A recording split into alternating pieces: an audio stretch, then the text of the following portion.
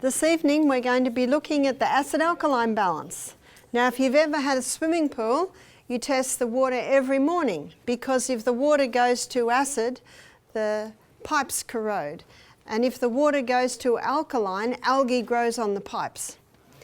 And the hydroponic gardener, he's constantly testing the water that the roots of the plants are sitting in, because if the water goes to acid, the little roots burn, and if the water goes to alkaline, he doesn't get the speed of uptake of minerals out of the water and into the plant.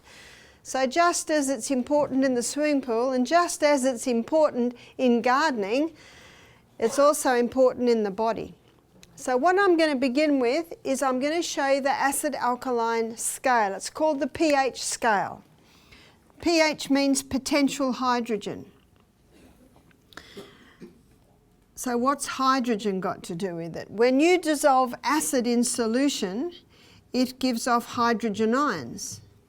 And when you dissolve alkaline into solution, it gives off hydroxy ions. So in the middle we've got neutral, and neutral is neither acid nor alkaline, and its reading is 0. And up this end we've got 14,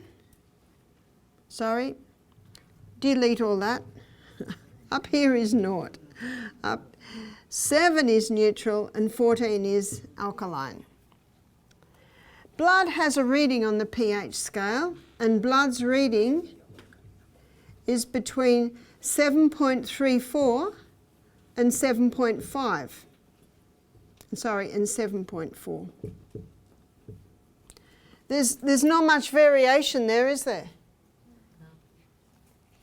You see, if blood pH goes up to 8, that person can go into a coma and die of alkalosis. And if blood pH drops down to 7.22, that person can go into a coma and die of acidosis. So there cannot be much variation there.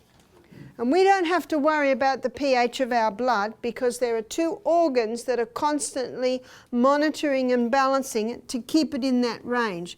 One is your lungs.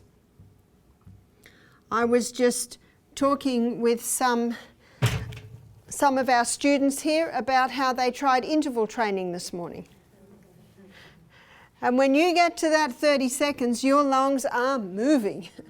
And you don't choose to breathe like that. What happens is you're running so fast, your muscles, which are made up of cells, so those little cells are calling out for more oxygen, but something else is happening. As you burn that oxygen and as you burn that glucose in the cell, it gives off carbon dioxide and some lactic acid, which is causing the pH of the blood to begin to go a little acid. And so the brain says, lungs, breathe deeply. Oxygen alkalizes, and as you breathe out, you're breathing out the carbon dioxide. So in that way, the lungs are helping. There's another organ, and that is the kidneys. Now the kidneys do it in quite a fascinating way. To show you how the kidneys are balancing the pH of your blood, we're going to go to the smallest component of the kidneys, which is the little filtering unit. So the blood comes in, it goes through those little filtering units, and then the filtrate comes out and weaves around these tubules. And here's the bladder where it is urinated out. So the blood comes in, weaves around the little filtering units, the filters, and then it weaves around the tubules.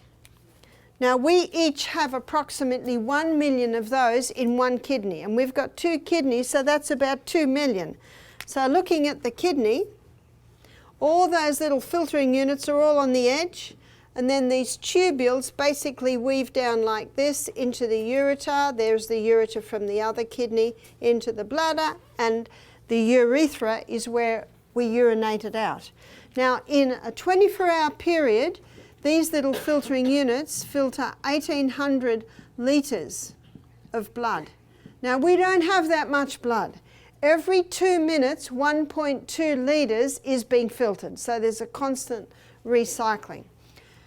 or recirculating, I should say. Out of that 1800 litres of blood, 180 litres of filtrate is filtered out. But we don't urinate out 180 litres, do we? Otherwise you'd be leaving this room every 5 minutes.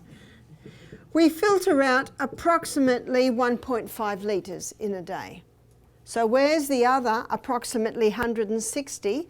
There's a reabsorption here. And you can see by the illustration I gave you here, this reabsorption, the little tubule areas, they take up quite a large part of the kidney.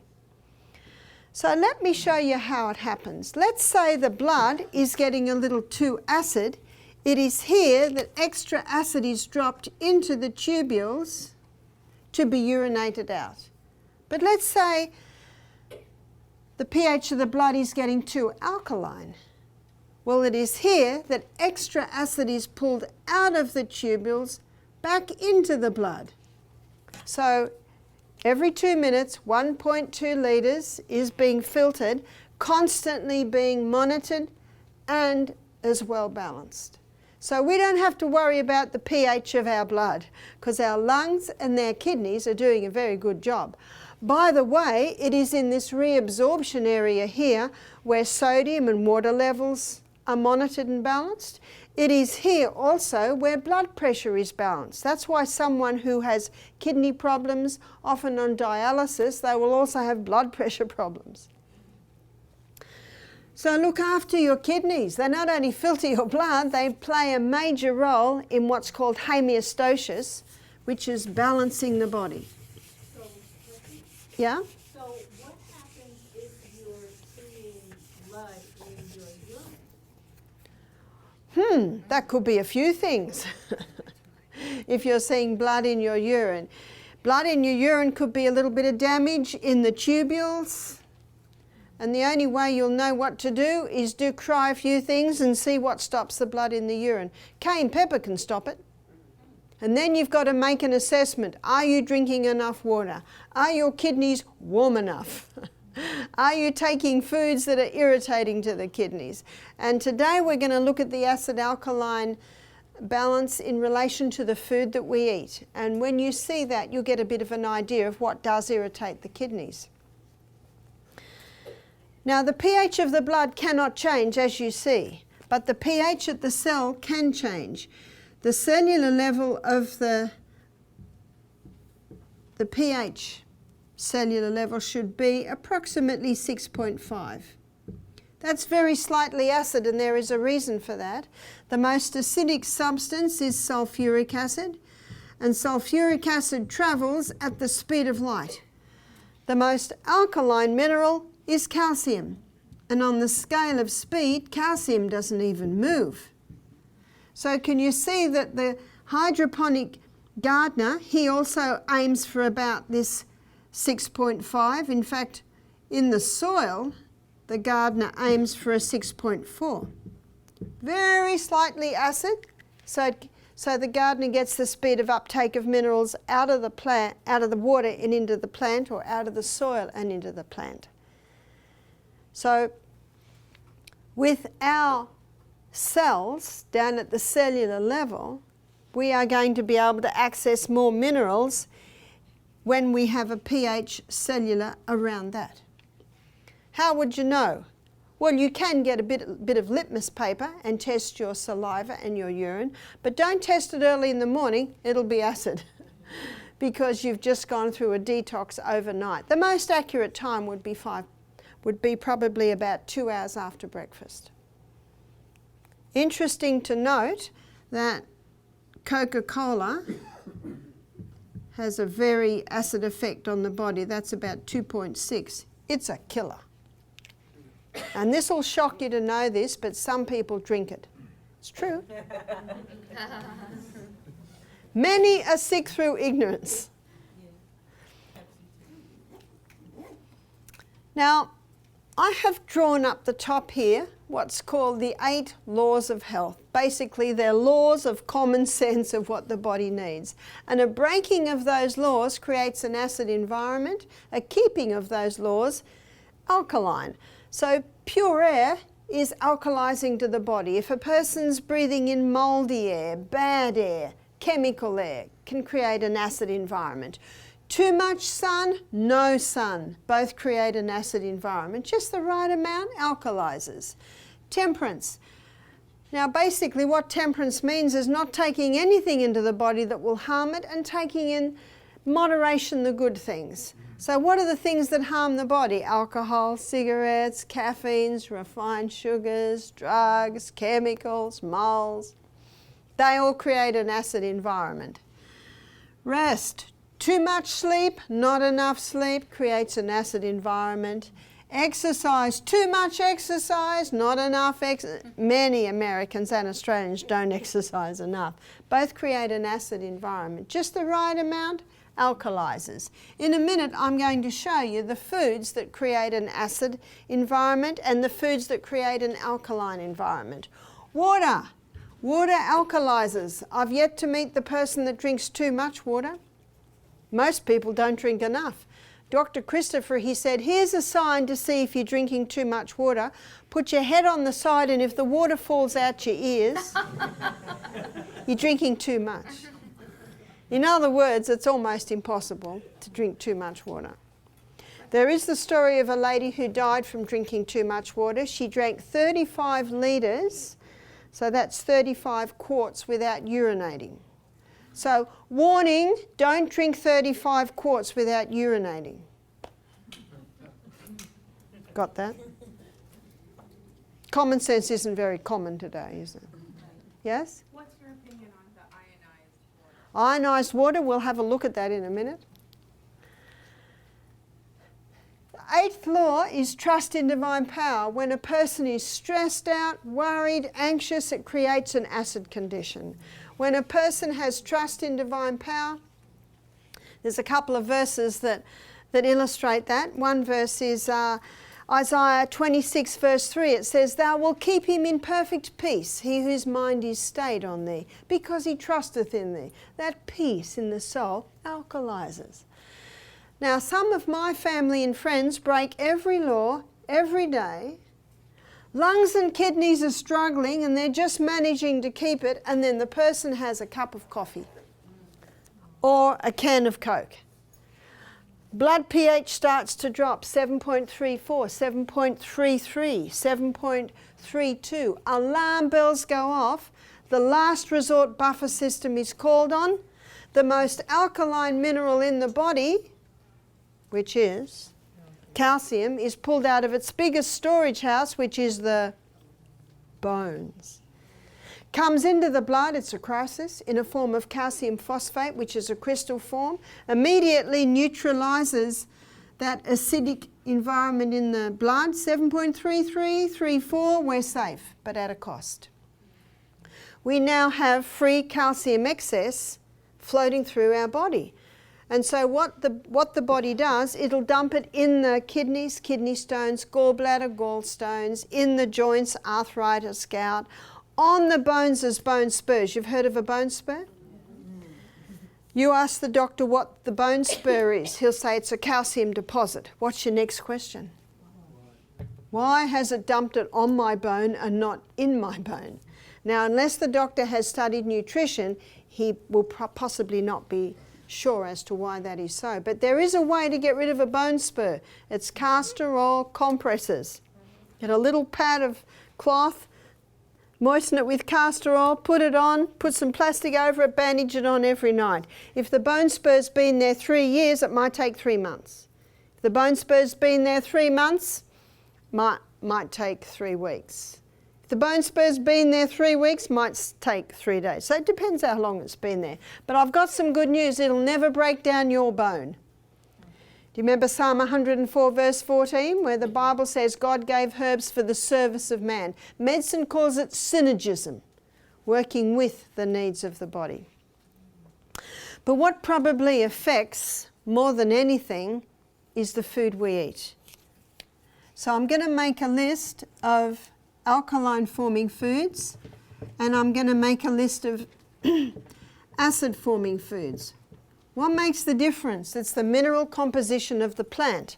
So alkaline foods are are high in the alkaline minerals, which is sodium, potassium, magnesium, calcium and iron. So these are the 5 most alkaline minerals. Now the acid forming minerals are sulfur and phosphorus and chlorine. And these foods here are high in these minerals. So the most alkaline food that you can eat is the lemon. But isn't lemon acid? Yes, and it's acid in the only place in the body that should be acid. Any guesses? Stomach. If someone says, I've got a very acid stomach, I say, fantastic. It should be, because that's the only way your protein is going to get broken down. But then I say, how do you know it's acid? Well, it keeps coming up. But as I showed you in the lecture on the gut, the problem's not the acid, the problem is the little valve at the top. Now that little valve, to close it, you take magnesium because it's just a muscle. And that will relax that little muscle and close it. Most people have reflux or heartburn because they eat a large meal at night. So when they're lying down, that large meal is pushing against that little sphincter and stressed out. Muscles tighten and so that little sphincter opens. The lemon is a fantastic digestive aid. In fact, we have some magnificent dressings that we serve with our salads, and all of them have a basis of lemon. Sometimes they're lemon and olive oil and garlic, sometimes they're lemon and tahini and garlic and all, anyway, a whole lot of very nice dressings. They're digestive aids. But when the lemon is broken down in the gut, when it breaks down to glucose and fructose, you see, glucose and fructose are the 2 singular structures that are broken down from food. Then they go to the liver, and then the liver sends it to the cell to be burnt. But in the gut, the minerals are separated from the glucose, and they come straight away in, and what they do is they create an alkaline environment in the cell.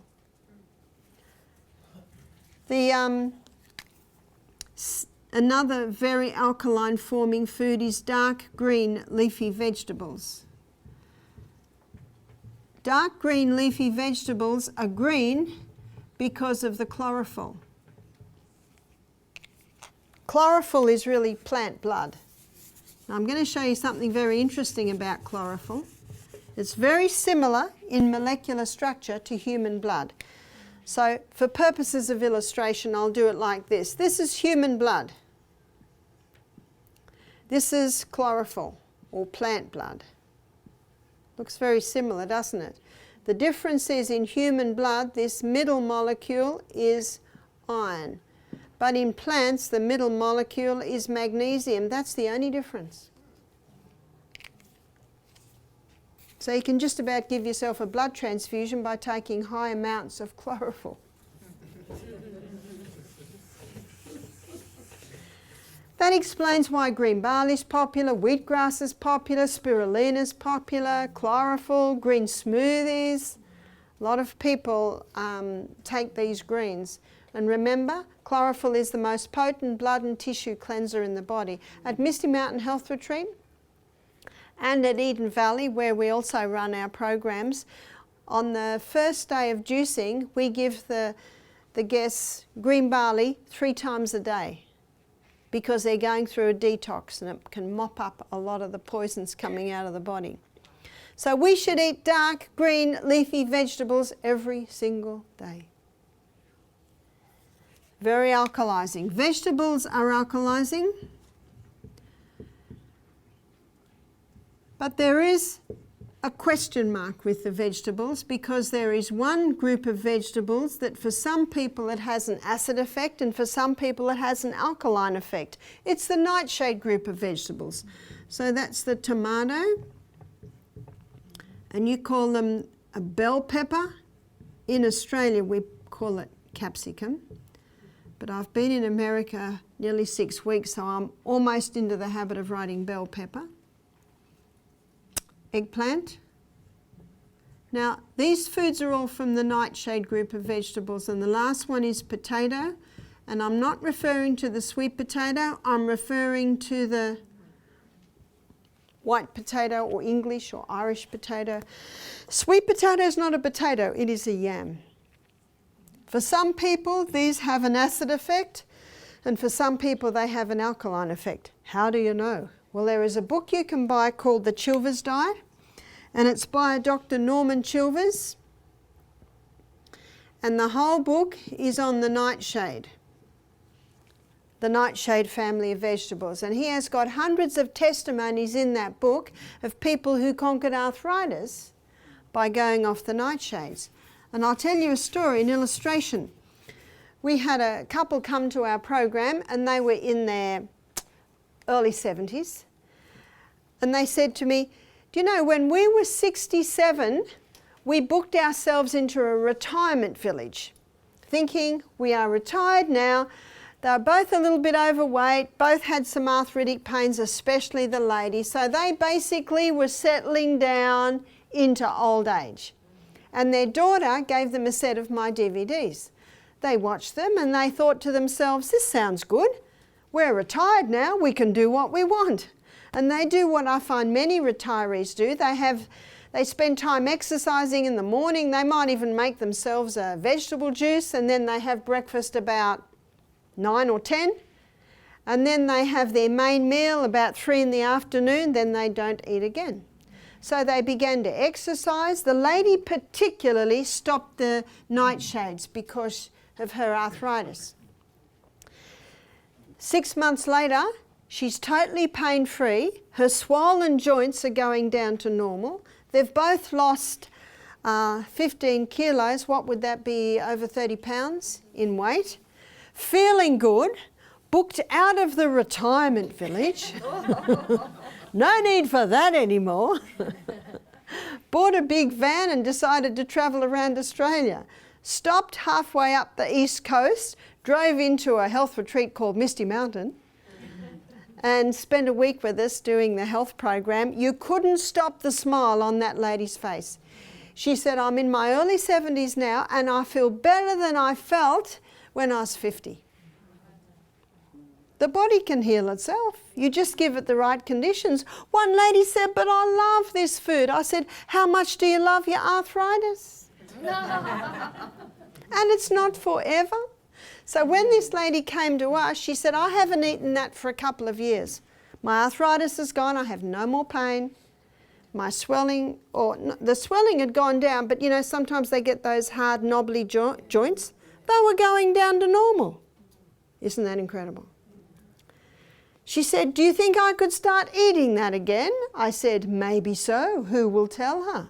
Her body. That's right, her body.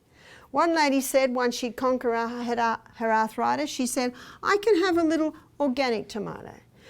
I can have the red bell pepper but not the green. And one lady said, well, I can have the green and not the red. And another lady said, well, I can have the raw and not the cooked. And another lady said, well, I can have the cooked and not the raw.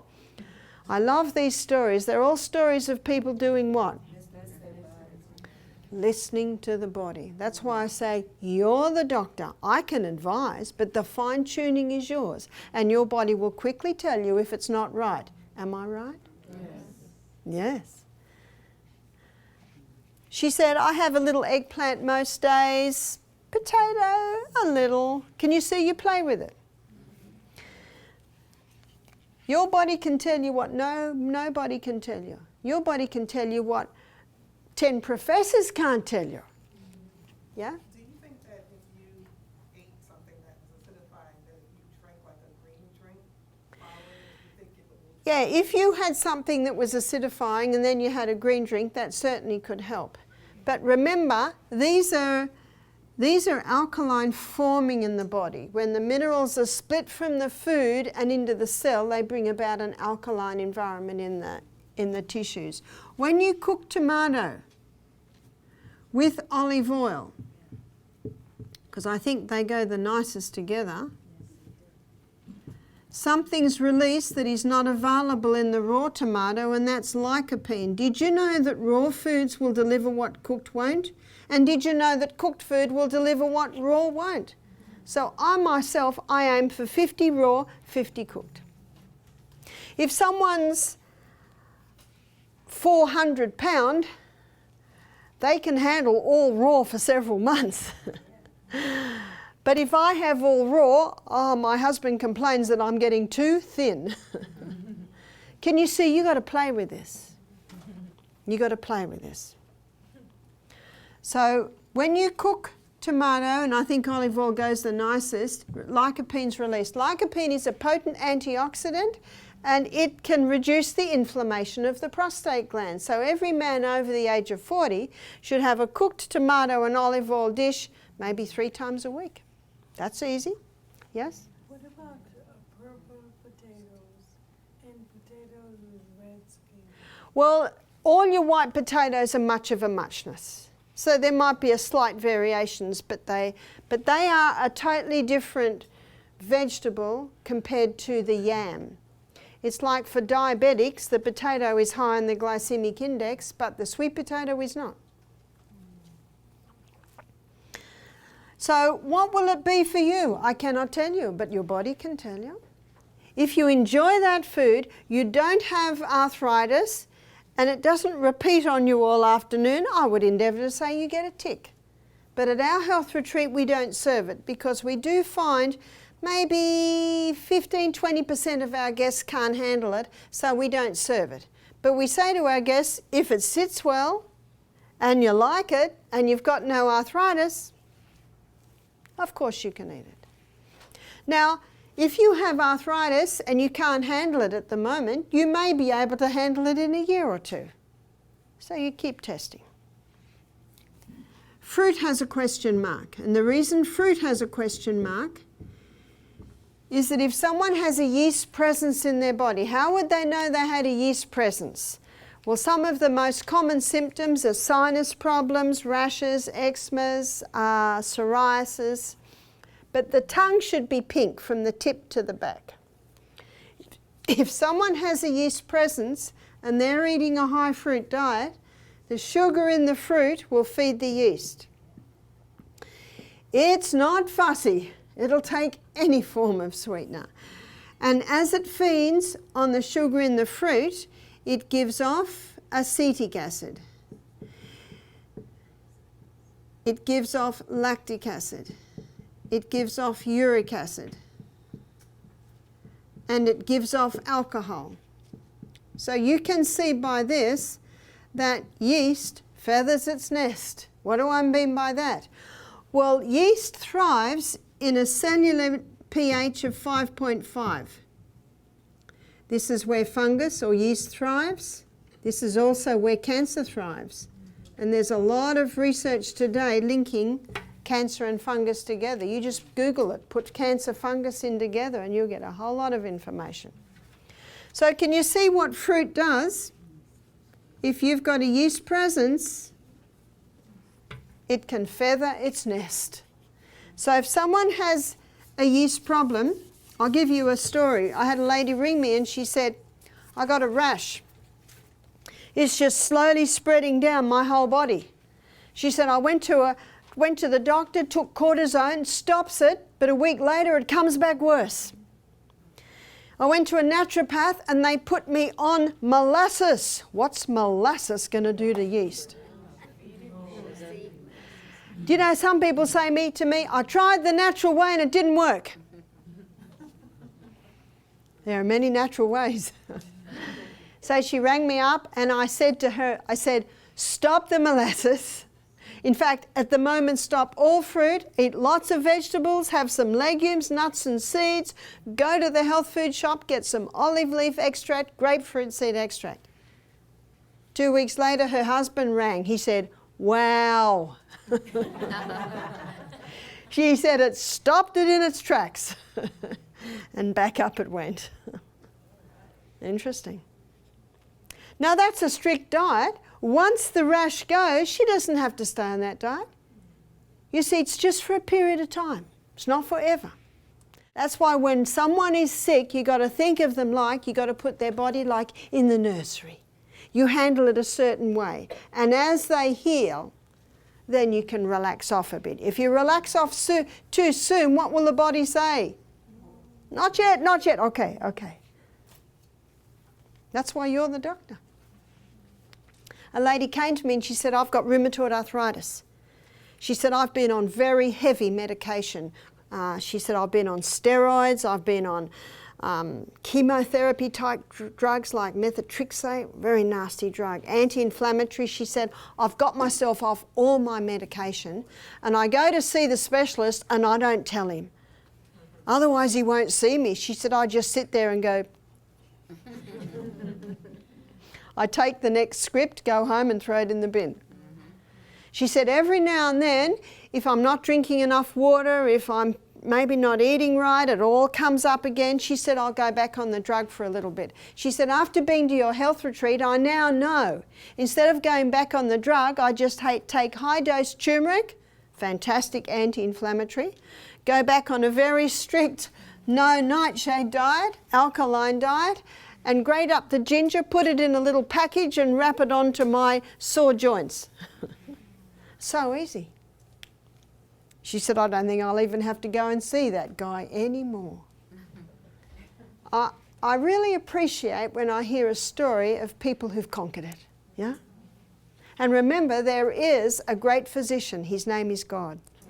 He made our bodies, and I believe He prompts us and leads us in the way that we shall go. One of my favourite verses is Psalm 32 verse 8, where God says, I will instruct thee and teach thee in the way that thou shalt go. I will guide thee with mine eye. Love that verse. You can see why. In fact, I think He brought you here today. In fact, I think He brought me here today. Millet. Millet is the alkaline grain. What's millet? Birdseed. Budgies eat it. Do you have budgies? I guess, sorry, budgerigars, it's an Australian bird, and we feed them millet. And they spit out the husk and they eat the kernel. You can buy hulled millet. And the hulled millet cooks down to a very nice porridge. So that's why I say to people that, you know, like oats for breakfast, I say alternate. Have millet one day, oats another way. It's an alkaline grain. Quinoa is also an alkaline grain. Buckwheat is an alkaline grain. Amaranth is an alkaline grain.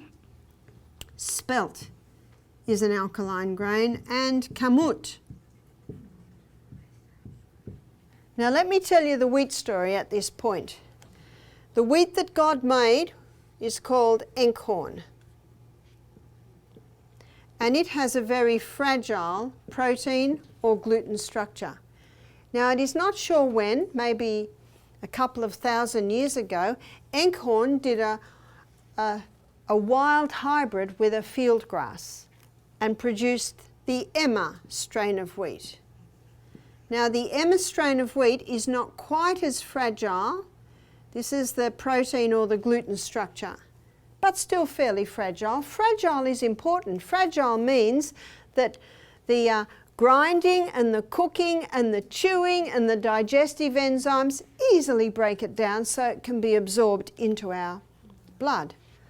Now in the 1950s, a group of scientists put the Emma wheat through some intensive crossbreeding, and they produced a wheat that only grows this high, has a thick stem and a very high yield. We had one farmer, he said, we get 10 times more grain with that wheat than with the original wheat.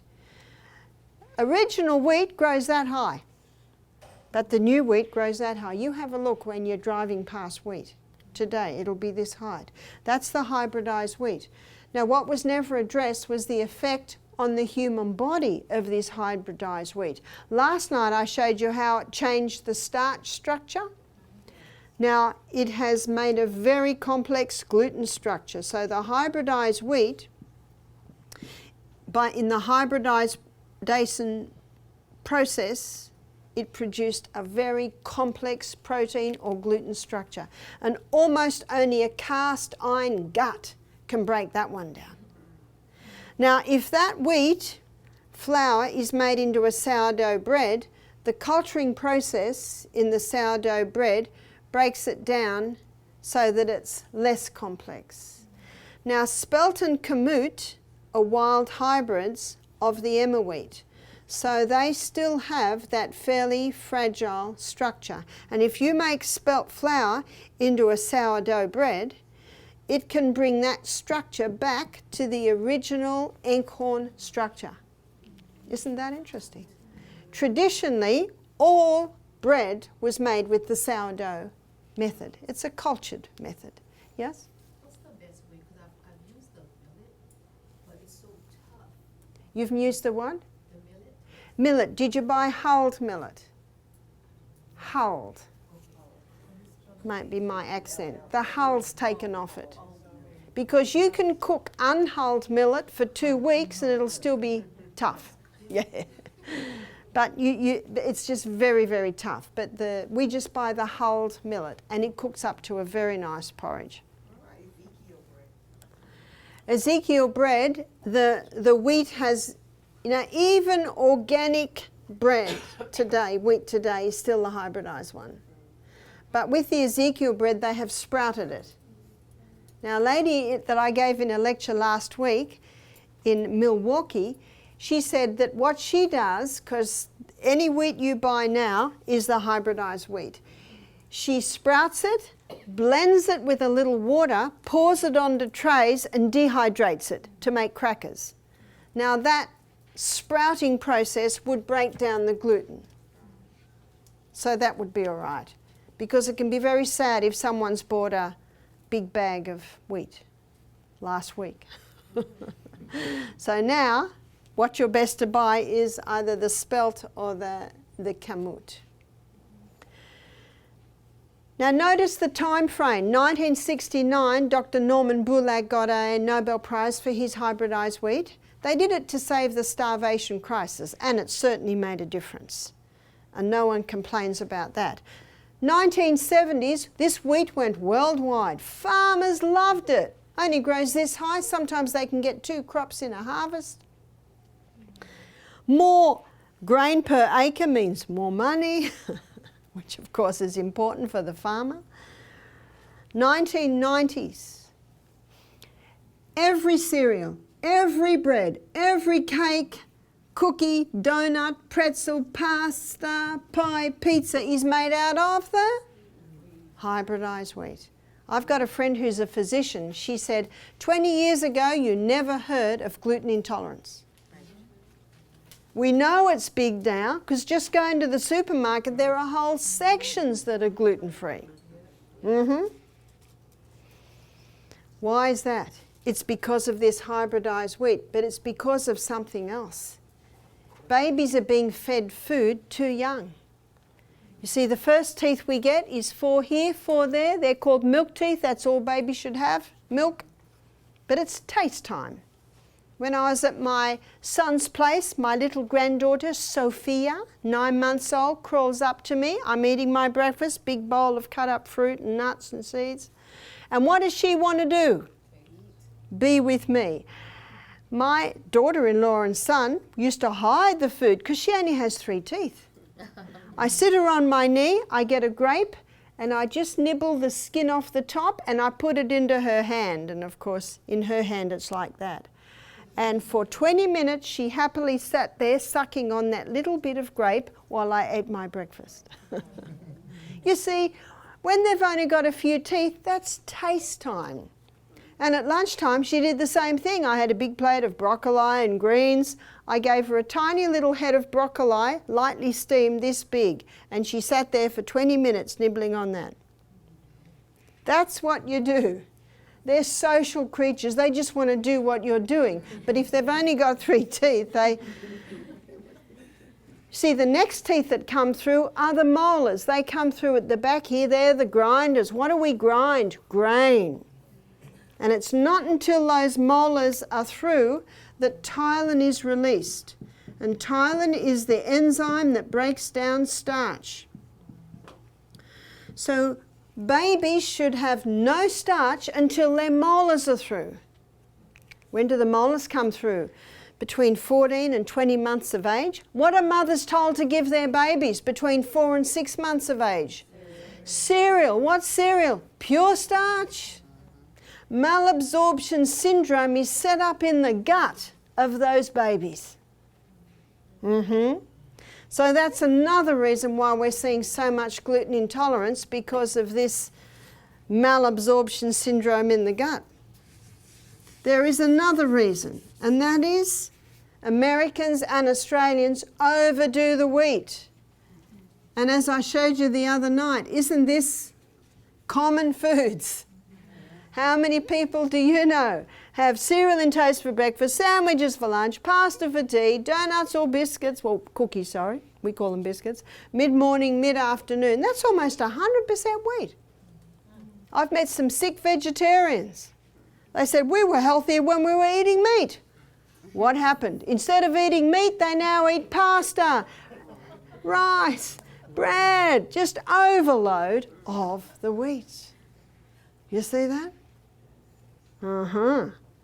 So it's overdoing this hybridized wheat, being fed food too young as babies. Do you know it's only a recent phenomenon? 100 years ago, they didn't give babies food. I was talking to a lady in Fiji. She's 19, single mother.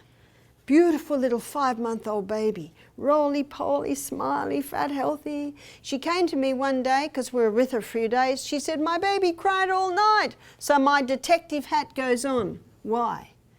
Did you give the baby, do something different? Oh, my mother and my auntie and my grandmother and the baby health centre said my baby must be given cereal. Now here's this fat, healthy, roly-poly baby. What does a fat, healthy, roly-poly baby tell you? They're getting the right stuff. Okay. But the book says, who wrote the book? Oh, well, the people that make the Farex, the people that make the rice cereal, the vested interests. I said, does your baby have any teeth? She said, no. I said, well, the baby hasn't teeth, the baby shouldn't eat. She said, that makes sense. Next day I saw her, how's your baby? Oh, happy. I saw her a week later. I said, what did your mother and your grandmother and your auntie and the baby health centre say? She said, they were not happy with me. I said, well, what did you say to them? She said, the baby has no teeth. And they were silent. Common sense isn't very common, is it? And when you get a paediatrician writing in the newspaper, your baby will be smarter if you feed it food younger. Do you know, anyone can say anything. That's why we've got to go back to common sense. I had a lady ring me, her baby's 18 months old. She said, my baby just is not interested in food. I said, that's perfectly fine. How many teeth does he have? 4? I said, he doesn't need it. Until the teeth are full through, isn't that common sense? The baby's main food should be milk. Do you know in biblical times they would breastfeed babies till they were 5? We don't have to breastfeed them till they're 5. My last baby I breastfed till he was 3. That was a bit of a stretch, last baby. He's 28 now. There's another reason.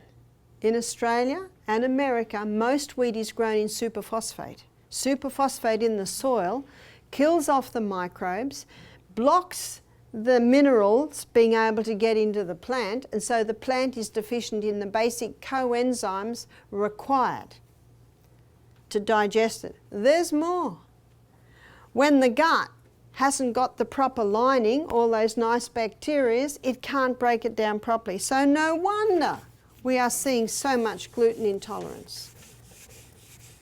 What are the most common signs of a gluten intolerance? I'll give you the most common because there are many. The 2 most common are brain fog and bloating. And how many people do we know have that? And so many people just live with it because they think it's normal.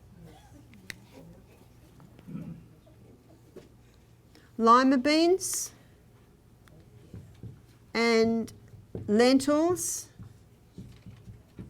and soybeans.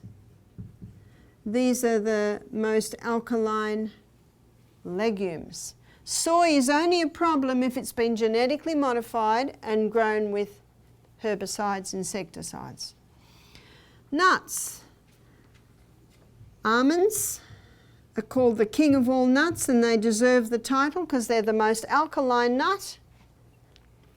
And they're the highest nut in protein, highest in calcium, highest in iron. Excellent nut. That's a nut I eat every day. And Brazil nuts. Brazil nuts are phenomenally high in selenium. They've got about 10 times the selenium of any other plant. And your thyroid gland requires selenium to convert iodine into thyroxine. So, and let me tell you something else about selenium. Mercury has an affinity for selenium. So if someone's got mercury fillings in their mouth, that can be gobbling up all their selenium. So a person can have thyroid problems because they got mercury fillings in their mouth. Whew. 5 Brazil nuts a day will give you all the selenium that you need for the day. Yes? Do you soak your nuts? Do I soak my nuts? No. If you chew your nuts well, you digest them well. For someone with gut problems, soaking them may help. All your seeds. Sunflower seeds, pumpkin seeds, chia seeds. The most acid-forming substance, sorry, I cannot bring myself to call it a food, is sugar. And I'm referring to the pure crystallized acid that's been extracted from the sugarcane plant. It's one of the most dangerous substances ever to be introduced to the human frame. It is pure acid. The hybridized wheat, the hybridization of the wheat created more of these acid-forming minerals. Meat, when meat breaks down in the human body, especially at the cellular level, it gives off a lot of sulfur. Let me show you.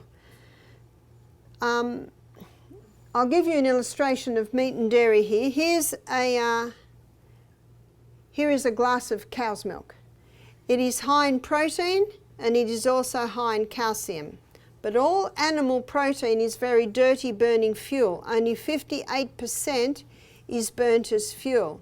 So that leaves a 42% waste. And that is a sulfur waste.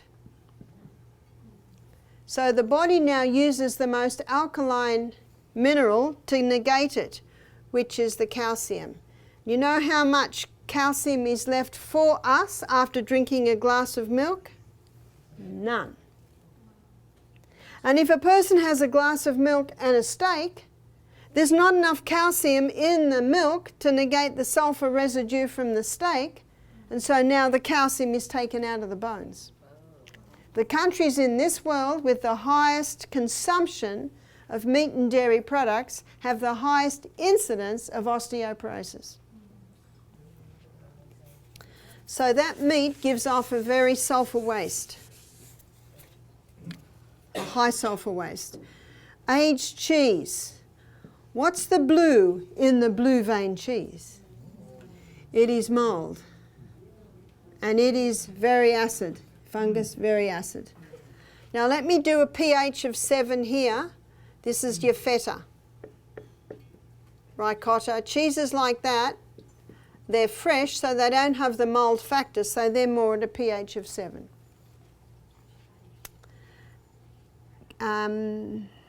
Caffeine is acid forming. Alcohol is not a food, but it creates an acid environment. Tobacco is not a food, but it creates an acid environment. All your other grains, other than the list on the alkaline side, all your other legumes, other than lima, lentil and soy, and all your other nuts, other than the Brazil and the almond, have an acid effect. Now to maintain this 6.5 environment at the cellular level, we need to be taking 20 to 30% acid-forming foods from this section here. and 70 to 80% alkaline forming foods. Now that ratio will maintain the 6.5 environment. Let's go over to our carbohydrate list that we looked at last night. How many are from the acid side? Cereal, bread, cakes, pretzel, pasta, pizza, pie, rice, sugar. And you deep fry the potatoes in 2-week-old oil, they can come over too. You call it French fries. We call it chips in Australia. What would most Americans be eating?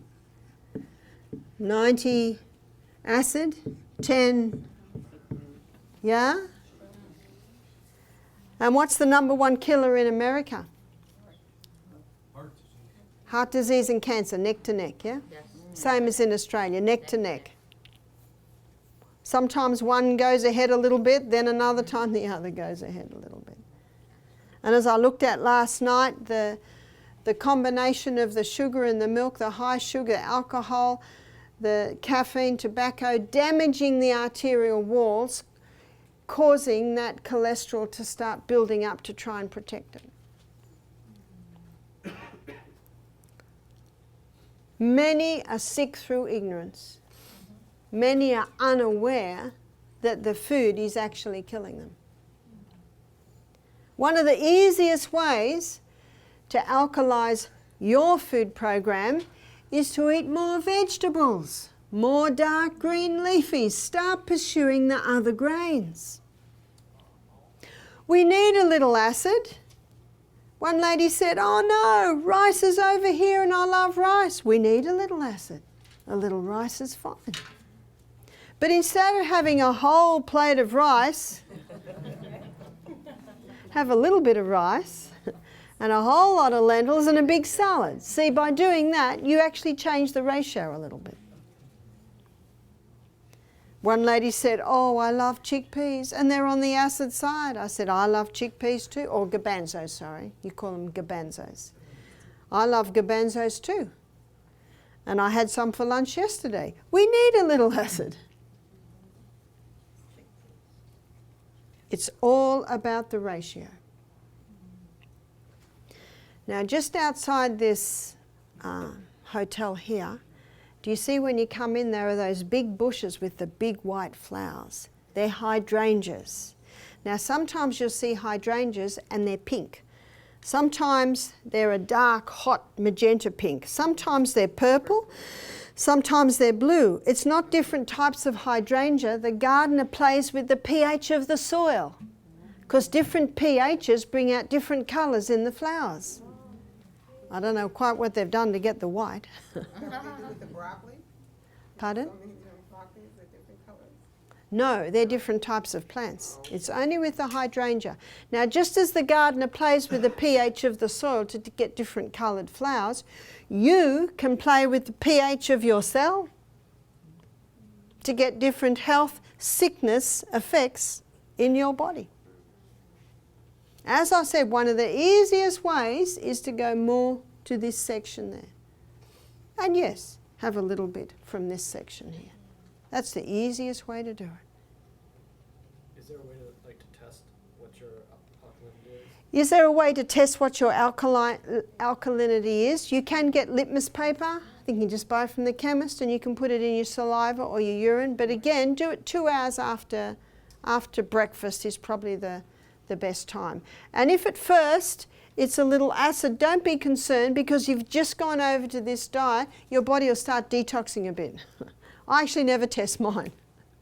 But what I do is I aim for a 20 to 30, 70, 80 diet. And I know that if I do that, drink my water, go to bed early, remember those 8 laws of health are also affecting it, I know that it will be the ratio that I want it to be.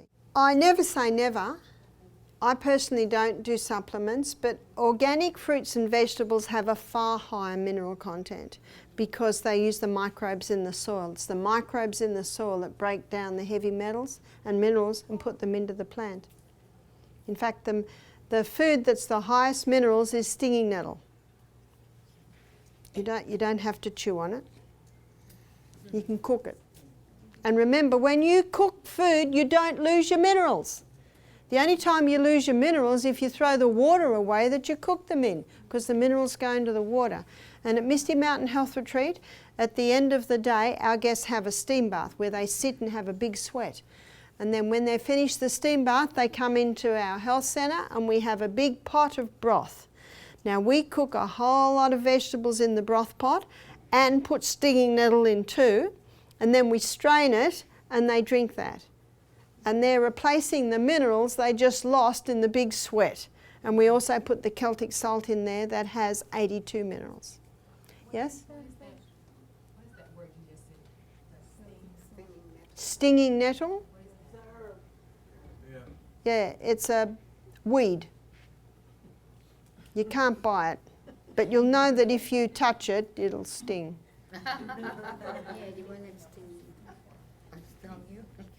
But its roots go very deep, so it accesses minerals from deep in the soil.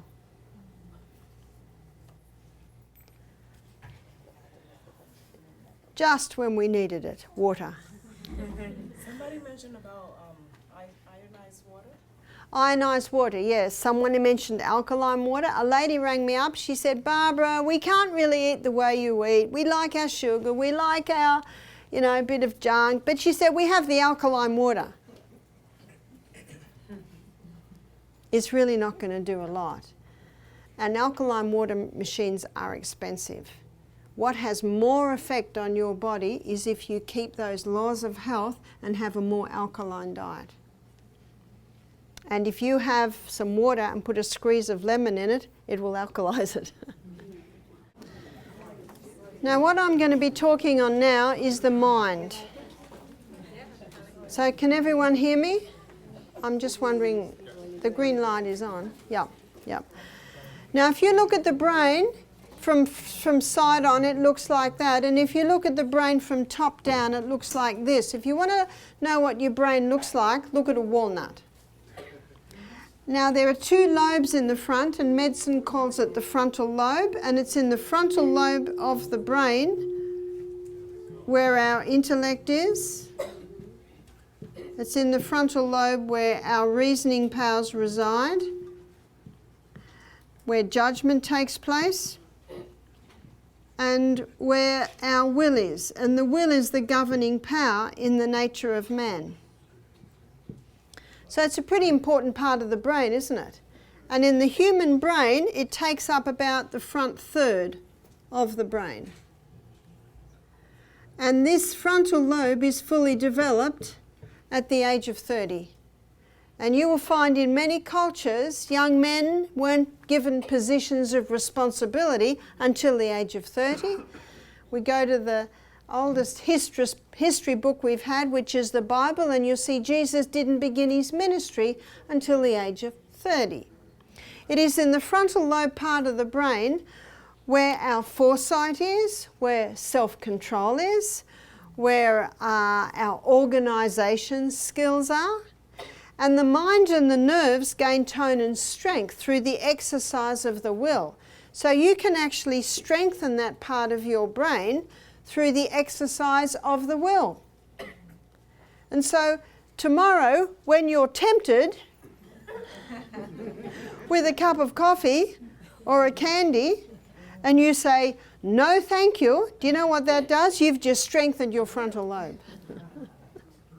Remember, mind and nerves gain tone and strength through the exercise of the will. The will is not a muscle, but it is just like a muscle, in that the more you use it, the stronger it gets.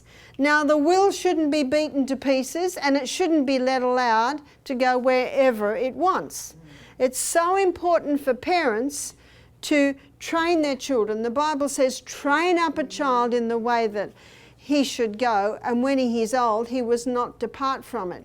You see, habits can be our best friend or our worst enemies. And the brain cell looks like this. And this is what our brain is made up of, is about 1 trillion of these. And these cells do not touch each other, they communicate with each other via little chemical messengers. And here is the next nerve cell. And the messages can be travelling from cell to cell at 200 kilometres an hour. So the messages come in, they're encapsulated, then they're sent down the arm into the little boutons and into the next cell. That's how it all happens. And our brain is made up of 1 trillion of those. And when we develop habits, it's basically pathways that come in. And the more we go down the pathways, what's happening? The stronger it gets. Now let's say you've got a child. And the little child, and I see it happen because I'm on the plane a lot, wants the iPhone. And the child can't have the iPhone. What does child do? Scream, cry. I've seen a child on the floor near me screaming, and I've seen the parents with lollies, or candies you call it, trying to, and you know what I know? That isn't the first. And what happens at home, and I'll show you how it happens. Say, child, and why does child want iPhone? Do you know if child never had iPhone, child wouldn't even want it because they wouldn't even know what it does. But so often when parents are busy, they give the iPhone to the child, total silence. And they can do whatever they want. It's attractive, especially when you're in a hurry or especially when you're busy.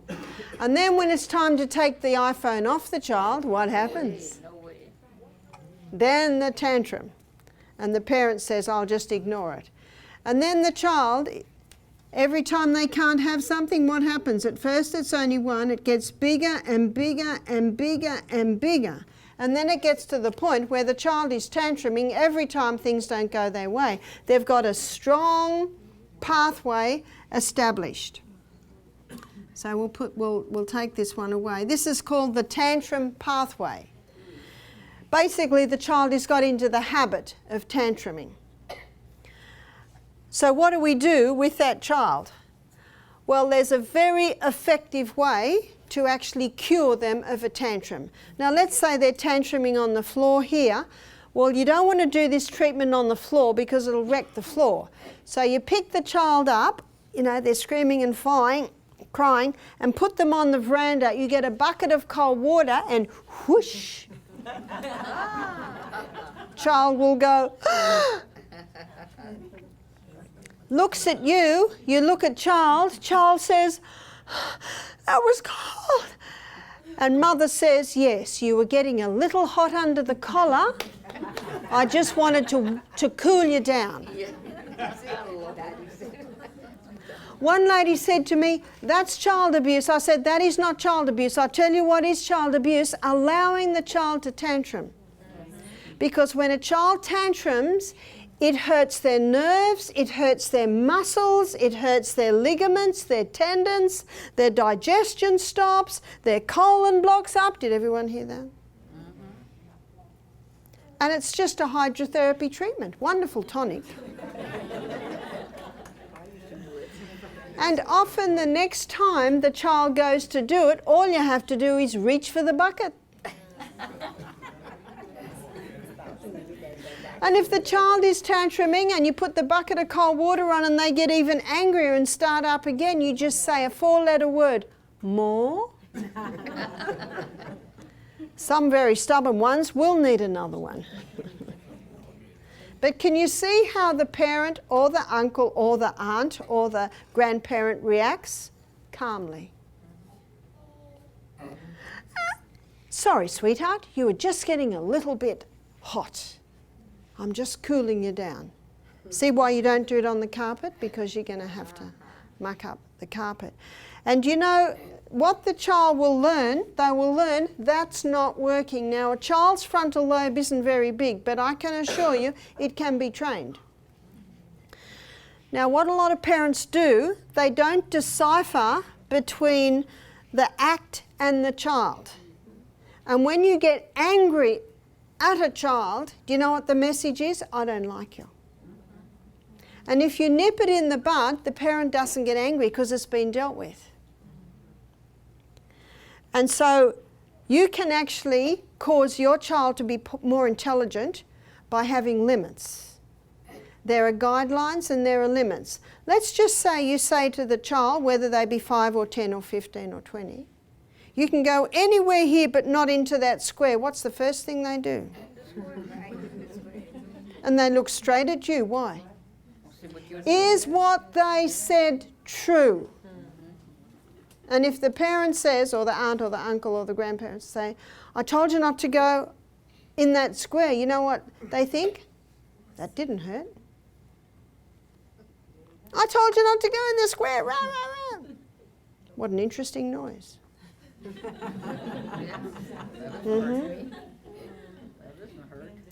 the square. Whack, whack, whack. That is the worst. The only time a child should never be struck in anger. That is the only time it will make them angry. And the Bible says, parents, don't stir up anger in your children. You know what stirs up anger in children? Injustice. Now, if the child is told that if they step over there, they'll get a whack, and they step over and they get a whack, they know they deserve it. Because they stepped over the line and they were told. And you know what the parent says? I'm so sorry you've chosen the whack. Whack. Now, as a friend of Michael's said to him one day, don't play smackies. You know what playing smackies is? Right. If it doesn't hurt, there's no use doing it. So, in some children, their frontal lobes develop quite quickly, quite strongly and quite well because there's limits in the home. And the next time the child comes near that square, they really want to go in that square, but they remember that last time it hurt. And I tell you what, if that square was full of stinging nettles, they would never go in there again. It's as simple as that. They want to go in there, last time it hurt, so they control themselves. I don't want that again. and they don't go there. It's actually very simple, and most parents don't start young enough. See, my son Peter, 10 months old, he's feeding. He's just got some teeth. He stops sucking because when they suck, they use their tongue and their top lip. And to bite, they have to pull that tongue in. And he bites, and I go, ow! Baby thinks, oh, what an interesting sound. I quickly sit him on the floor and leave the room immediately, very swiftly. What does he do? He hasn't even had half a feed yet. Wah! I let him cry for about a minute. Also, breathing deeply to the pain to stop. I come in and I smile at him. Do you know what the smile says? I love you. And I say to my son at 10 months old, will we try again? You'd be surprised what they know. Yes. They can tell by your tone. I do not pick him up until he stops crying. I say, stop, stop. I pick him up. If he starts crying again, I put him back down. Now, if he fell over and hit his head and he was crying, I would pick him up straight away. You see, there's a difference. He stops crying. I'm smiling. What does the smile say? I love you. What did me putting him down and walking away tell him? The behaviour is unacceptable. He starts to feed. I smile. He's my 5th child. So I'm drawn away to something else that another child is asking me. And I notice he stops sucking. And I know he cannot bite unless he stops sucking, pulls tongue in and bites. He stops sucking. I quickly put my head around and go, yes.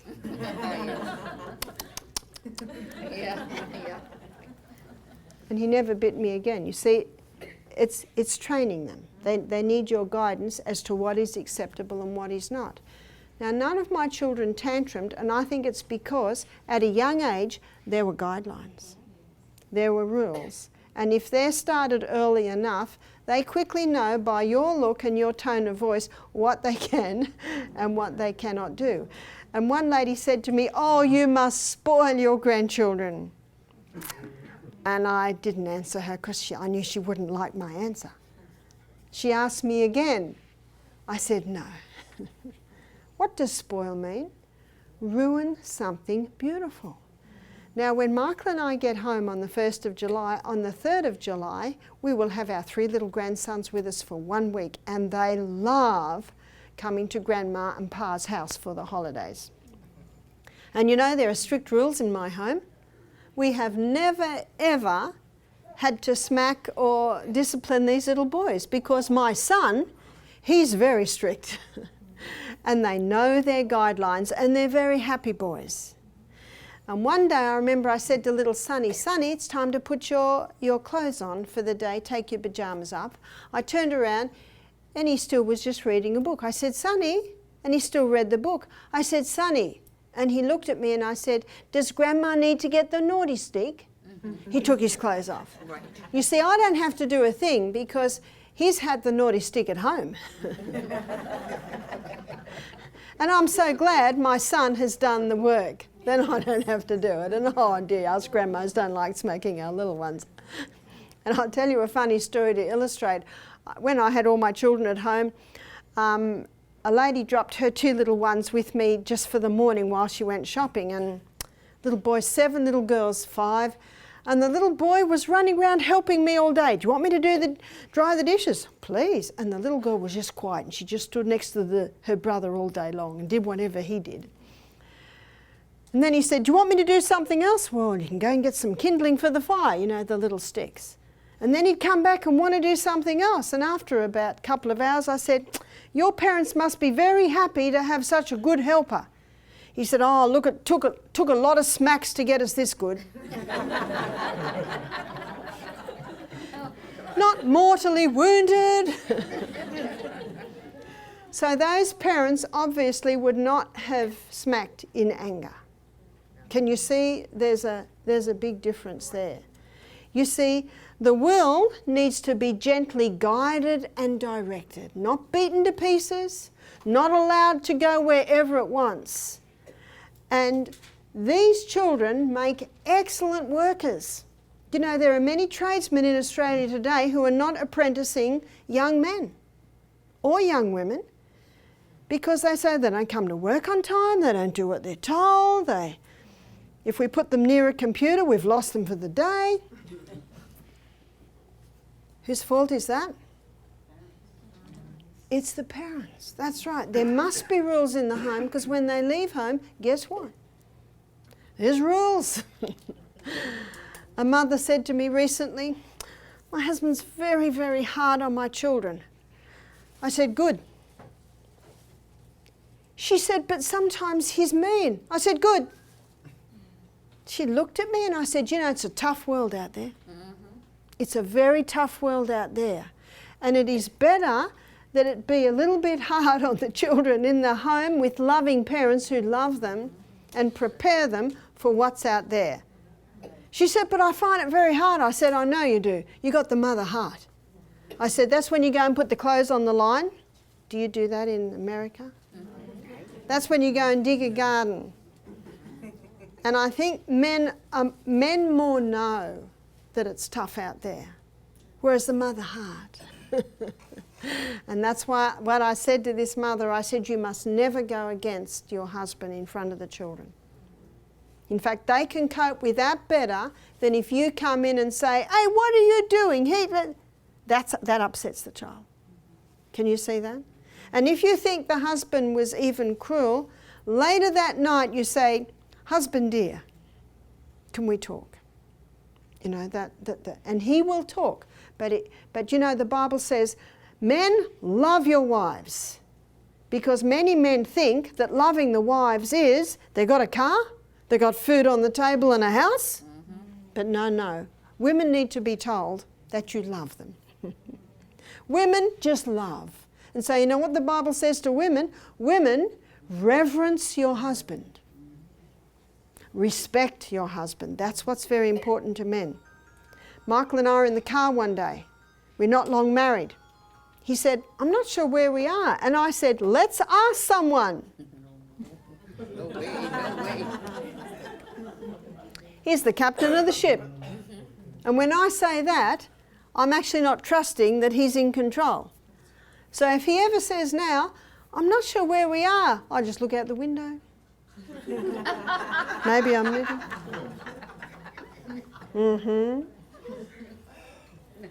You know, it's so important because we are giving messages also to the children.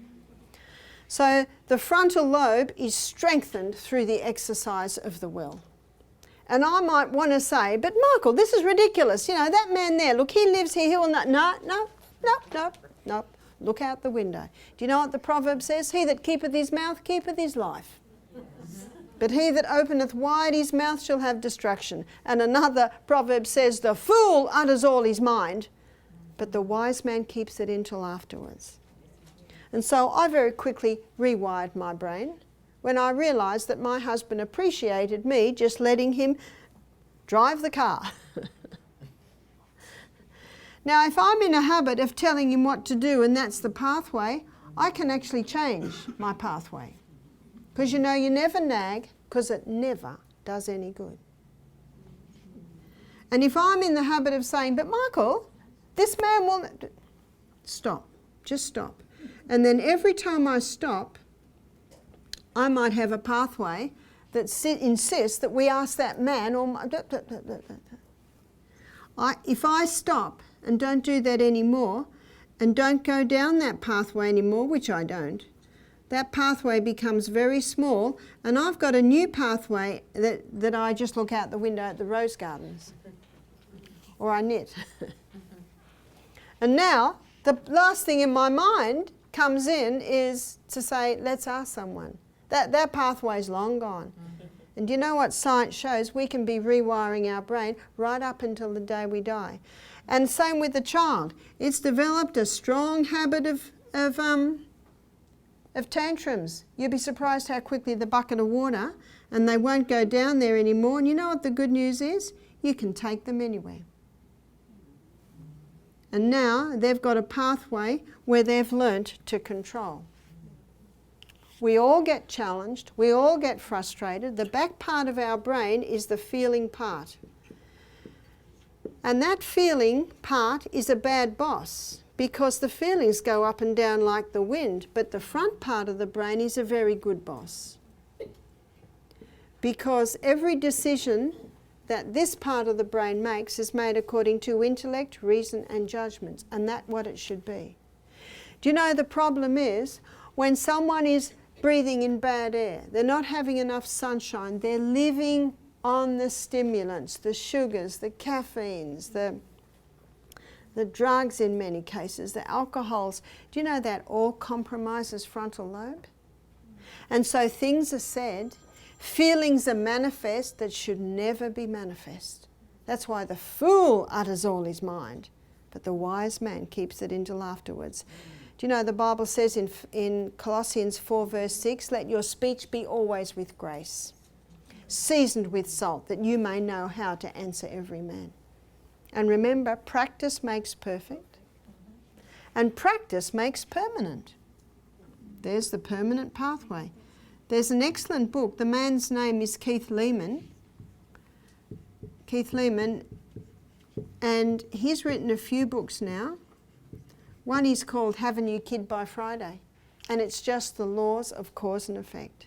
He's written another book, Have a New Teenager by Friday, Have a New Husband by Friday, Have a New Self by Friday. And I knew a lady, she read halfway through the book, Have a New Husband by Friday. She threw the book down and she said, stupid book, all it's talking about is me.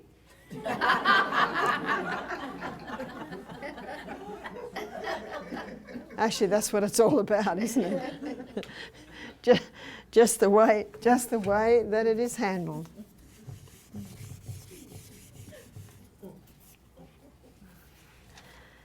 But the rewiring of the brain is an amazing process.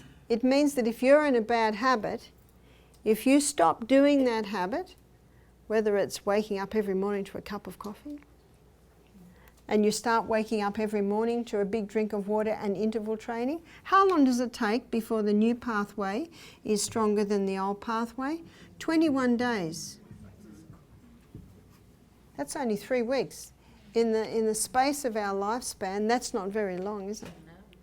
It's not very long at all. Do you know with children, training children under the age of 3, that old pathway disappears. After the age of 3, it is still there, but you know it can be such a light little pathway that's never visited that it's hardly known. You probably have heard that once an alcoholic stops drinking, he's only 1 drink away from being, because that pathway can be revived very quickly. But there's no need to ever go down the pathway. God gave us a wonderful thing when he gave us the power of choice. And that's why keeping those 8 laws of health, going to bed early, exercising, having adequate water, not taking any of the stimulants, it keeps this frontal lobe sparky, so we have the ability to make those intelligent decisions. Let me give you another illustration of a lady who was having panic attacks. And it had got to the point where she was panicking even when she heard a loud noise. Now it started with a little thing, but it got stronger and stronger and stronger until just about anything caused her to panic. Now what's the options of that? Medication. She went to the doctor, he said, you get panic attacks. What did that do to the pathway? That just made it even stronger. He said, you'll be on medication for the rest of your life. She went home, her mother said, what did the doctor say? He said I get panic attacks. Bit more. He said, I'll be medication for the rest of my life. Can you see that? Then she came to our health retreat. When she told me her story, I said, I think you're panicking about your panic attacks. She smiled. What did that say? She said, it's almost as if I cannot do anything else. You see, it's the pathway of least resistance, that one. And that's the pathway we go down, isn't it? The pathway of least resistance. And you know, it's a good thing to challenge your pathways of least resistance. I was running up steps with my daughter last week near a lake. We were doing our interval training, and she kept yelling out, do the left, do the left. She was yelling to herself because her right foot kept trying to be the first one up. And she was trying to put her left foot. You see, just challenge yourself with the way that you do things. That keeps the brain sparky. God designed this brain that we can be rewiring till the day we die and learning new things till the day we die. So this lady that came to me with the panic attack, I said, I understand, but I said, I believe you'll be able to conquer your panic attacks. What did I do when I said that? I made another pathway. I said, I think eventually you'll be off your medication. There's another pathway. Did she like that? Oh, yes. Now, the hardest time will be when the first challenge happens to her. Because where is her feelings going to want to go? The easy way. So I said to her, this is what to do when the feeling comes. Laugh. She said, I will not feel like laughing. I said, you're absolutely right. You won't feel like laughing. But remember, feelings are a bad boss. Don't listen to them. They're like a wild horse. They need the reins on them. Whoa up. Whoa. What are your reins? That's your frontal lobe. Your frontal lobe is your reins. Your feelings and your thoughts will thread through that. And at that point, your frontal lobe can say, no, we're not going to say that. Or the frontal lobe can say, yeah, I think that'll work. It's split-second stuff, isn't it? One lady said, I got 2 voices in my brain. I said, we all have. And the one you listen to is the one that will win the fight. It's like when we wake up in the morning, oh, it's so nice and warm in this bed. I'll just lie a little longer. That's feelings. What does the boss say? The good boss. You should get up, you got a busy day, and you know if you exercise, you know, see the dialogue? And you know, that's where habit can really help. I'm in a habit of getting up early. I'm in the habit of exercising I'm in the habit of having my water by me and my salt, and every time I wake, I'm in the habit of it. So your habits can be your best friends or your worst enemy. If you're in the habit of laying in, if you're in the habit of getting up, putting the kettle on, making your coffee, it's a challenge to change that habit. But it can be done. So I said to this lady, next time you get a panic attack, I said to her, laugh. I won't feel like laughing. Well, in Australia there are kookaburras. Have you heard the kookaburra? It goes, hoo, hoo, hoo, hoo, hoo, ha, ha, ha. That's the kookaburra. So in Australia I say, just pretend to be a kookaburra. Or you can just go ho, ho, ho, ho, ho, ho, ho, ho, ho. Get a crystal of Celtic salt, glass of water, your brain's a hydroelectric system. Put the kettle on, get the chamomile tea bag, pour the chamomile tea bag. Body's screaming. Don't take any notice of it. Got that? Don't take any notice of it. It's screaming at me. Just ignore it. That's your feelings. Just ignore it. Feelings aren't bad, but they're a bad boss. And in this situation, they are. Go outside, take some deep breaths, do some star jumps if you can, push-ups, can't do push-ups, push-ups on the wall. Just do some stretches. Oxygen soothes the nerves. Sit down, have the chamomile tea. Usually by the end of that cup of tea, everything's settled down. Now, the first time that lady conquered her panic attack, how did she feel? Like a mighty conqueror. The next one's going to be difficult too, but it's going to get easier and easier and easier and easier, and it'll take approximately 21 days before her panic attack pathway is tiny and her conquering the panic attack pathway is her strong one. And eventually a stressful situation will arise and she won't even panic. Isn't that good news? I have seen so many people conquer their panic attacks by doing this. One girl said, "That's going to be really hard." I said, "That's right." That's right. That's right. And in life, the more effort we put in, the more we will get out of it. My daughter has a friend who's a violinist. She's a mother with little children. She wanted to join the orchestra in Tasmania. That's the little island at the bottom of Australia. It's a very fine orchestra. She was going for an audition. She practiced playing the violin 5 hours a day for 2 weeks before she went for the audition. She got the part. How much are you prepared to put into this? Huh? And isn't this even more important? This is our character, this is our life, this is our relationship. And you know, the people we are challenged with the most are usually the ones we're living with. And one of the things I love about my husband is he doesn't change. I've seen him talk to the mayor no different to the way he talks to his daughter or his grandkids. And there's not many people like that. And you know, in the local town, whenever they're going to have a meeting, and it's going to be a hot one, you know, the council against the Chamber of Commerce, they call Michael. They said, "We want you to chair it because you're the only one that won't get angry." Do you think he feels like getting angry? Do you think he's frustrated with some of these issues? They won't tar the roads, but they've got hundreds in offices.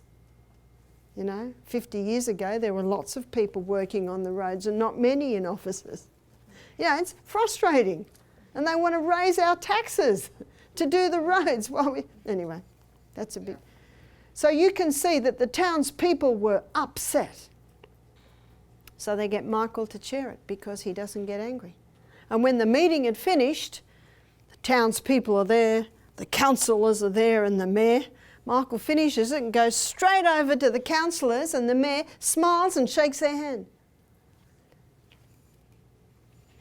We are all challenged. But it is totally inappropriate to actually manifest it most of the time. But I'm upset, we'll go for a run. I'm frustrated, we'll have a cold shower. Dig a garden, there's no garden. We'll run around the block 3 times. But it's snowing, well, that'll really cool you off. It would be better that a mother ran outside in her nightie and ran round the block and her neighbours think she's crazy than she lose it with her children in the kitchen. what's important, and those children will remember. That's why the Bible says, he that is slow to anger is better than the mighty, and he that ruleth his spirit than he that taketh a city. And when I married Michael, I had 6 children, he had 2. It was nearly 19 years ago, and my son William was only 10. And I had seen him prone to anger a few times. Do you know, he is not now. And it's nothing that was said or done, but he now had a father who was not prone to anger. We teach more by what we do and how we treat people than, yeah. And you can rewire your brain. Yes, it's difficult, but it gets easier. It's like when I first started to play the recorder, Michael would run out the door. But I've actually got a bit of a tune-up now. And we should be learning new things right up until the day we die. Many brains deteriorate because they stop being used. I love the story of the 90-year-old man who learned to play the piano, the 92-year-old man who graduated from law school. We should never stop learning. Now, we've got 1 trillion brain cells, and every time we learn something new, we develop another dendrite, another dendrite, another dendrite. And science shows us that the most powerful learning tools are learning a new instrument.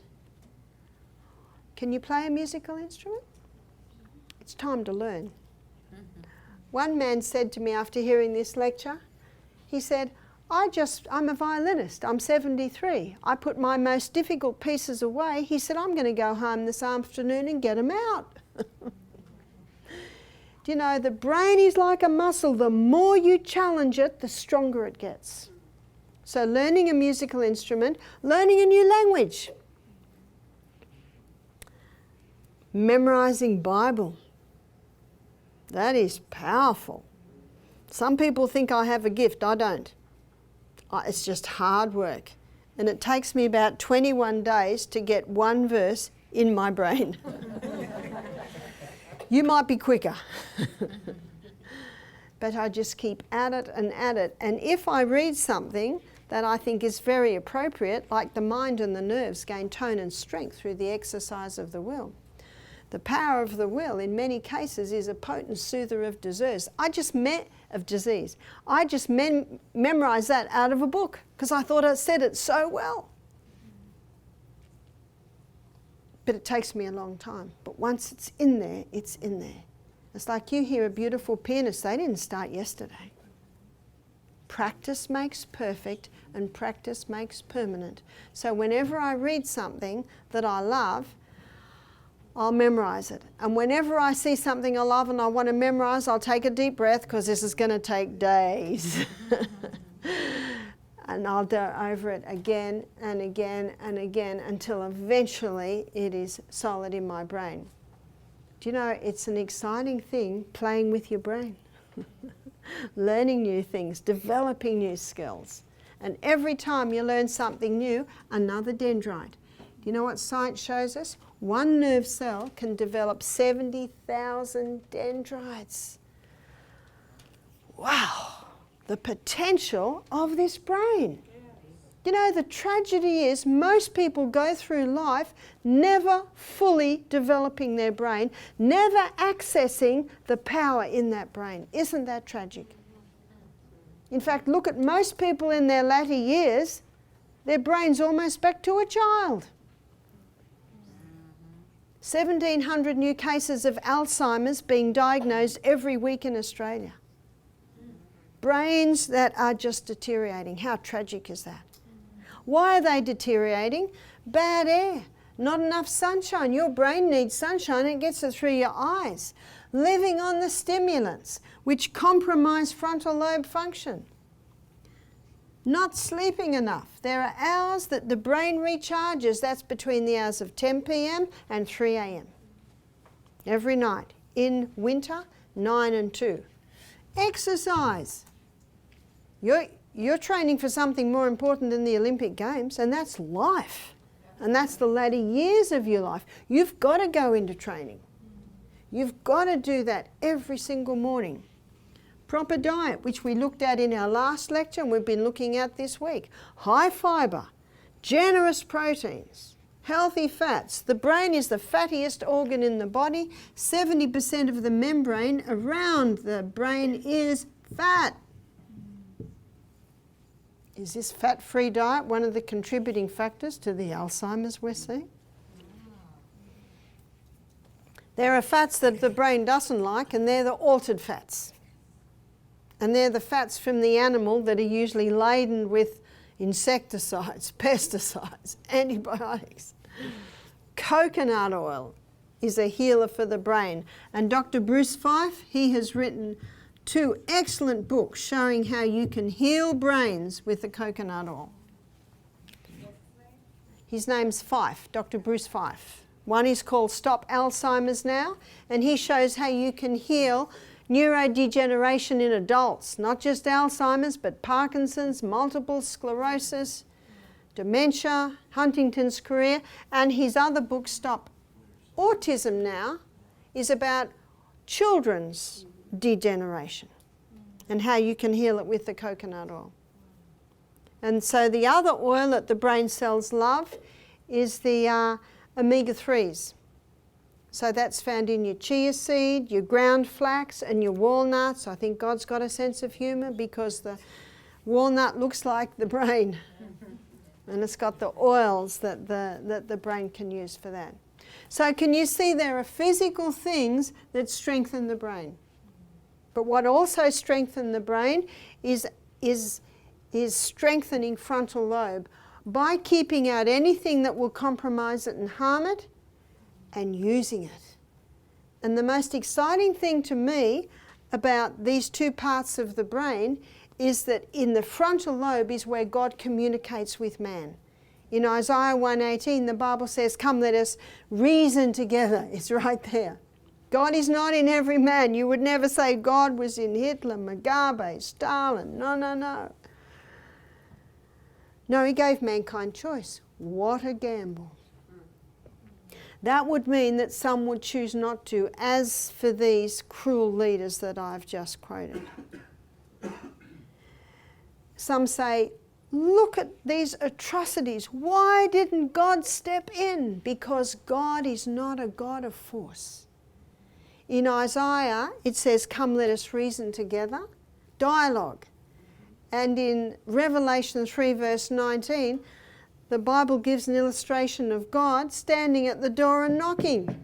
He says, "Behold, I stand at the door and knock. If any man hear my voice and open the door." Who opens the door? We do.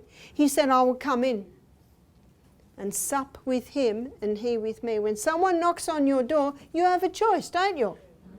You can ignore it or you can open it. It's your door.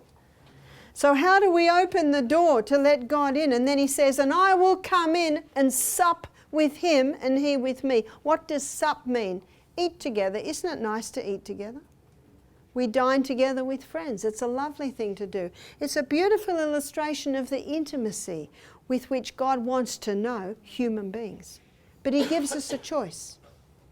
He gives us a choice. And if some people choose not to, God cannot do anything about that. One man said to me at the program, he said, "Well, if I was the guy up top, I'd get a machine gun and mow them all down." And his wife laughed and said, "And what good would that do? Then the next crop would jump up." It's a hard problem, isn't it? And if God got a machine gun and mowed down all of what we'd call when I was little baddies, does that fix the problem? No, it's a heart problem. It's actually not a heart problem, it's a frontal lobe problem. God woos us through our intellect, reason and judgment. He woos us and he appeals to us through that, and then we make the choice. See, what we need to understand is the true force of the will. You see, that's the governing power in the nature of man. It's the power of decision or of choice. Power of choice God gave to man. You cannot change your heart. In fact, you cannot give to God its affections, but you can choose to serve him. You can give him your will. He will then work in you both to will and to do of his good pleasure. And the best decision I ever made was at the age of 25. When I read a book, it was called Your Bible Anew, and it explained God. It explained how the Bible was written. And when I finished reading that book, I got down on my knees and I gave my life to God. It was the best decision I ever made. Do you know what I gave him? My frontal lobe. And I actually give it to him every morning. I say, Father in heaven, guide my words. Give me wisdom for the day, especially when I had all those little children. I said, give me wisdom with each child. And you know, he is very faithful. But remember, he is not a God of force. He will never come in an uninvited guest, because then he's a God of force. Can you see that? And it explains a lot of the suffering on planet Earth. But you know, when you read the Bible, it takes the veil aside. And when you read the Bible, it talks about why there is suffering, where it all began, and you know what else is good? It tells you where we're going. Heaven is real. And to me, it answered all my questions. And that's very nice to know. And what I love about the health message is, I believe the ultimate aim of the health message is to strengthen frontal lobe so human beings have a clear mind and are now able to make the decision to know God. Such a personal thing. So I would like to encourage you to strengthen your frontal lobe.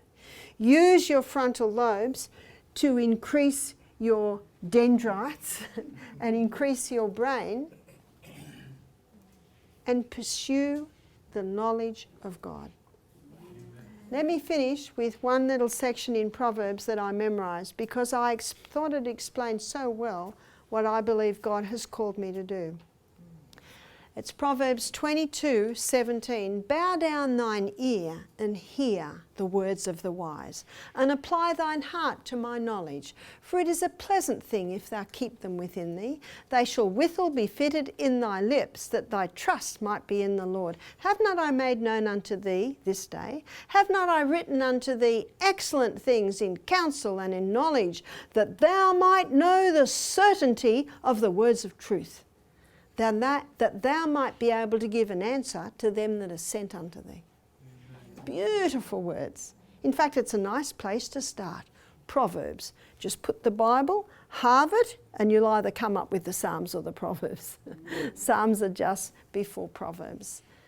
And that is like the best food that you can put into your mind. The great God of heaven that made us, made our bodies, made our minds, made our frontal lobes, gave us the incredible privilege of choosing to know him. And to get to know him, reread of him. So thank you for your attention these last 3 days. And I trust that you have been inspired to look after this incredible trust that God gave to us, the body and the mind. So thank you.